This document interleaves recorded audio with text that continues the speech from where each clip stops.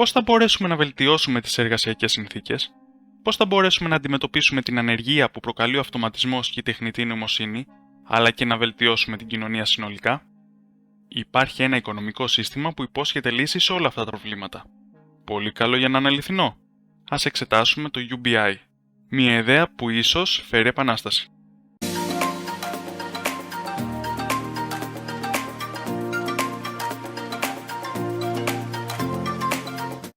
Το UBI, Universal Basic Income, ή στα ελληνικά καθολικό βασικό εισόδημα, είναι ένα φιλόδοξο κοινωνικό πρόγραμμα σύμφωνα με το οποίο όλοι οι πολίτες μιας χώρας θα λαμβάνουν ένα χρηματικό ποσό χωρίς καμία προϋπόθεση και κανέναν όρο. Χορηγείται ατομικά σε κάθε πολίτη καθ' όλη τη διάρκεια της ζωής του.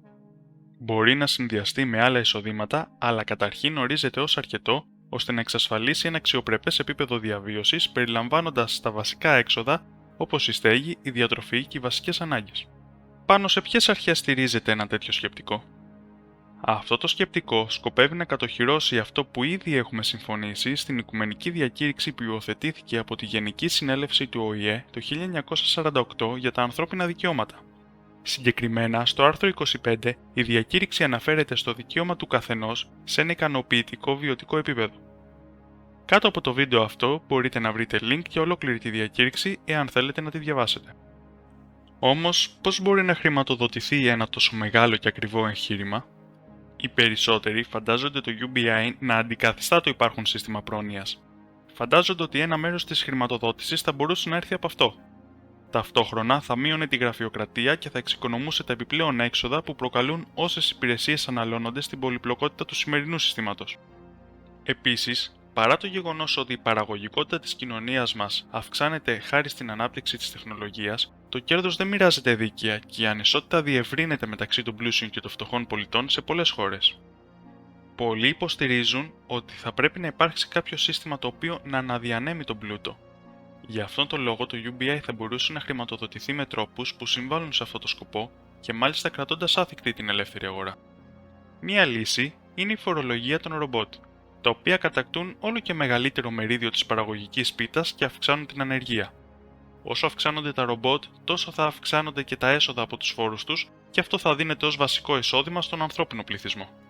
Άλλες επιπλέον λύσεις είναι η φορολογία παραγωγής αερίων του θερμοκηπίου και της μόλυνσης, τα οποία δημιουργούνται σε μεγαλύτερο βαθμό από τους πιο ευκατάστατους, αλλά και η αύξηση του φόρου εισοδήματος στους πλουσιότερους.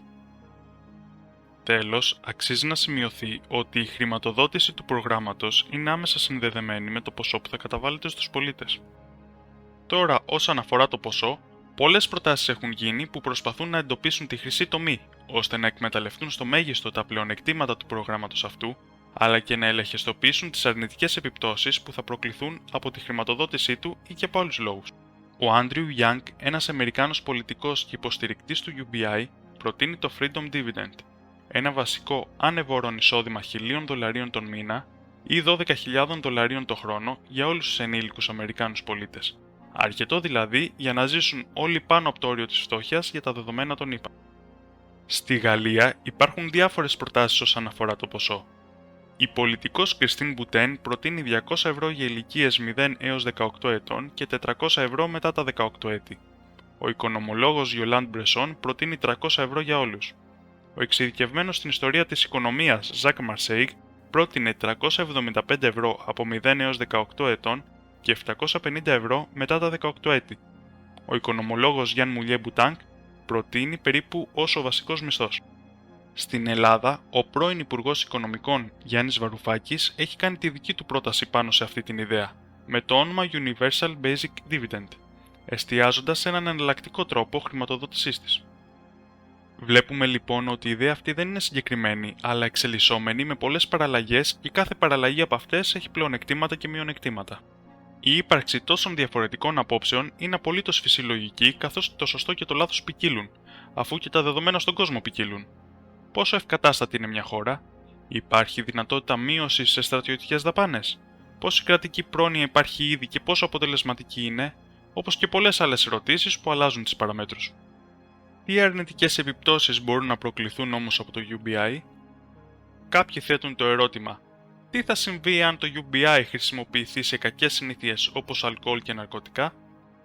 Το 2013, μία έρευνα της Παγκόσμιας Τράπεζας εξέτασε εάν οι φτωχοί άνθρωποι ξόδευαν την επιχορήγηση της πρόνοιας σε είδη καπνού και αλκοόλ εάν αυτή τους δινόταν σε μορφή χρημάτων.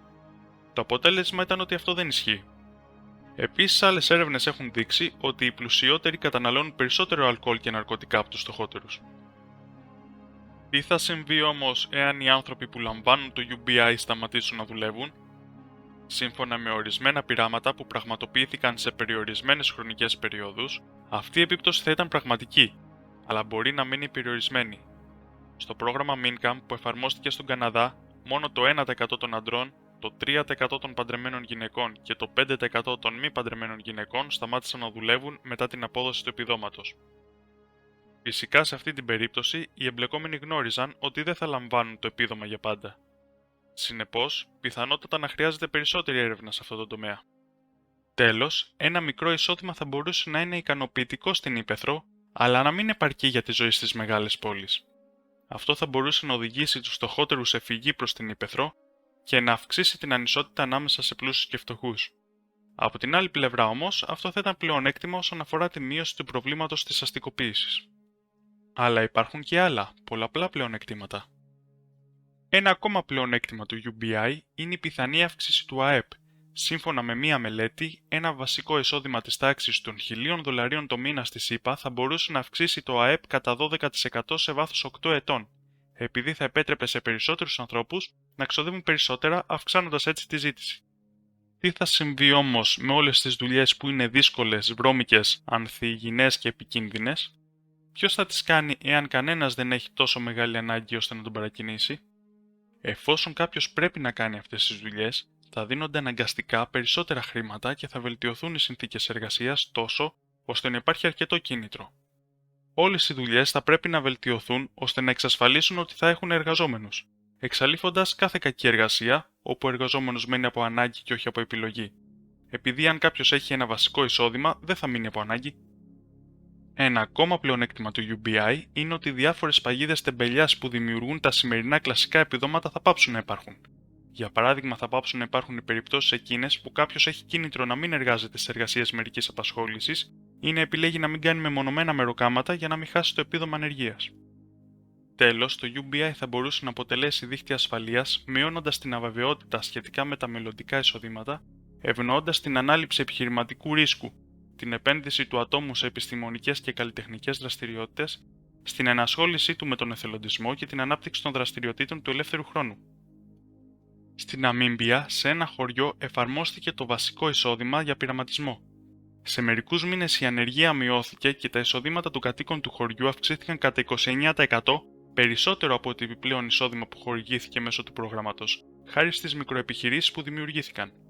Άραγε, εάν είχατε κάποιο εξασφαλισμένο εισόδημα, τι θα κάνατε εσείς? Η ιδέα του ανεβόρων εισοδήματος δεν είναι καινούρια. Στο παρελθόν, ο Ρωμαίος Αυτοκράτορας Τραϊανός έδωσε 650 δινάρια σε όλους τους Ρωμαίους πολίτες που έκαναν αίτηση. Το 1516, στο βιβλίο «Η Ουτοπία», ο Σερ Τόμας Μορ περιγράφει μια κοινωνία στην οποία κάθε άνθρωπος λαμβάνει ένα εγγυημένο εισόδημα.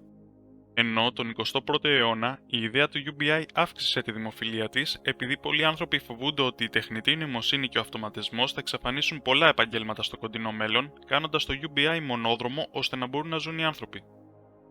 Ο πρώην Αμερικανός πρόεδρος Μπαράκ Ομπάμα είπε ότι πιστεύει πως η ανάπτυξη της τεχνητής νοημοσύνης θα οδηγήσει σε αυξημένη συζήτηση της ιδέας του εισοδήματος χωρίς όρους για όλους. Τελευταία, όλο και περισσότερα κοινωνικά πειράματα πραγματοποιούνται ώστε να δοκιμαστεί η ιδέα αυτή και οι επιπτώσεις της. Υπάρχουν ακόμα πολλοί διάσημοι υποστηρικτές του UBI. Κάποιοι από αυτούς είναι ο Αμερικανός επιχειρηματίας Elon Musk, ο ιδρυτής της Amazon Jeff Bezos, ο ιδρυτής της Meta Mark Zuckerberg, ο ιδρυτής της Virgin Galactic Richard Branson, ο ιδρυτής του Twitter Jack Dorsey, ο εφευρέτης του παγκοσμίου ιστού Tim Berners-Lee και ο θεωρητικός φυσικός Stephen Hawking. Εάν θέλετε μεγαλύτερη λίστα από υποστηρικτές, υπάρχει ειδικό άρθρο στη Wikipedia που τους κατατάσσει. Για να τη δείτε, πατήστε στο σχετικό link κάτω από το βίντεο. Τελικά, μπορεί το καθολικό βασικό εισόδημα να λειτουργήσει και να λύσει πολλά από τα σημερινά προβλήματα? Η πραγματικότητα είναι ότι ακόμα δεν γνωρίζουμε. Χρειάζεται ακόμα πολλή έρευνα σε μικρότερη κλίμακα πριν υιοθετηθεί από κάποια χώρα. Θα πρέπει επίσης να καταλήξουμε στα χαρακτηριστικά του UBI που θέλουμε και τι θυσίες είμαστε πρόθυμοι να κάνουμε ώστε να το χρηματοδοτήσουμε. Ίσως μέσα από το UBI κάποτε να εξαλειφθεί η φτώχεια, η κακή εργασία και να βελτιωθεί η κοινωνία μας συνολικά. Σας ευχαριστώ για την προσοχή σας. Εάν σας άρεσε αυτό το βίντεο, πατήστε like, εγγραφή και το καμπανάκι. Θα με βοηθήσει πολύ. Ποια είναι η άποψή σας για το θέμα? Θα ήθελα να δω τα σχόλιά σας κάτω από το βίντεο.